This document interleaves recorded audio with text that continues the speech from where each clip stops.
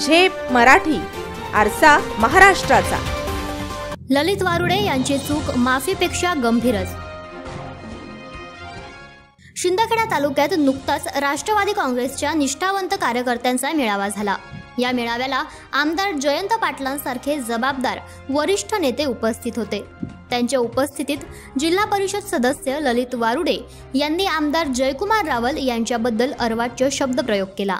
राजकीय विरोधक म्हणून रावलांबद्दल बोलणे स्वाभाविक होते, पण ललित वारुडे यांनी आमदार रावलांच्या आईबद्दल अत्यंत घाणेरडा शब्दप्रयोग केल्यामुळे अनेकांना हे खटकले।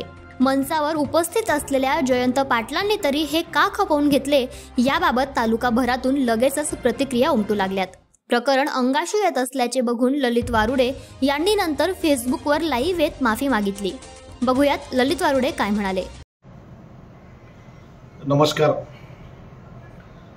परवा झालेल्या राष्ट्रवादी काँग्रेस पक्षाच्या निष्ठावंत कार्यकर्त्यांच्या मेळाव्याच्या ठिकाणी भाषण देत असताना एक मोठी चूक माझ्या भाषणात झाली। त्या भाषणाच्या वेळी जी झालेली चूक त्याबद्दल दिलगिरी व्यक्त करण्यासाठी मी आज फेसबुकच्या माध्यमातून आपल्या सर्वांच्या समोर आलेलो आहे।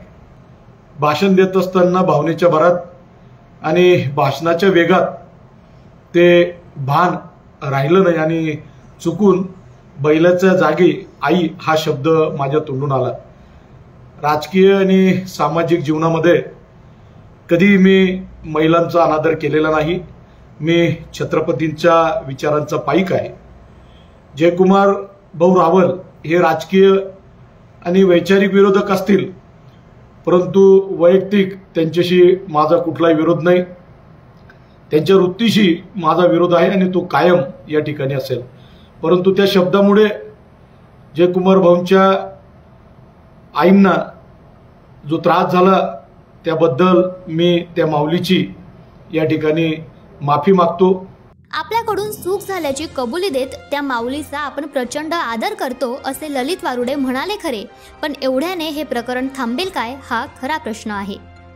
मुद्दा राजकीय विरोधाचा असेल तर एकमेकांचा विरोध, आरोप, प्रत्यारोप हे राजकारणात सर्रासपणे घडते, पण राजकारणासाठी कुठल्याही राजकीय व्यक्तीच्या कुटुंबाचा, कुटुंबातील महिलांचा अनादर होत असेल, राजकारणात महिलांना ओढले जात असेल आणि महिलांवर चिखलफेक केली जाणार असेल तर कुणीच खपवून घेणार नाही, अशाच प्रतिक्रिया सध्या सोशल मीडियावर व्यक्त होताना दिसताय। म्हणूनच ललित वारुडे यांनी केलेली ही चूक अतिशय गंभीर असून ती केवळ माफी मागितल्याने अथवा सारवासारव केल्याने त्यांना माफी मिळेल काय हाही प्रश्नच आहे। उद्या आमदार रावलांच्या गटातून कुणी कुठल्याही महिलांचा अपमान केला तर जनता त्यांनाही जाब विचारल्याशिवाय राहणार नाही, कारण कुणाच्याही राजकीय स्वार्थासाठी स्त्रियांचा सन्मान पायदळी तुडवणे हे पुरोगामी महाराष्ट्राला रुचणारे नाही। अशाच वेगळ्या आणि ताज्या बातम्यांसाठी पाहत रहा झेप मराठी, आरसा महाराष्ट्राचा। संपादक प्राध्यापक अनिल चव्हाण, धुळे।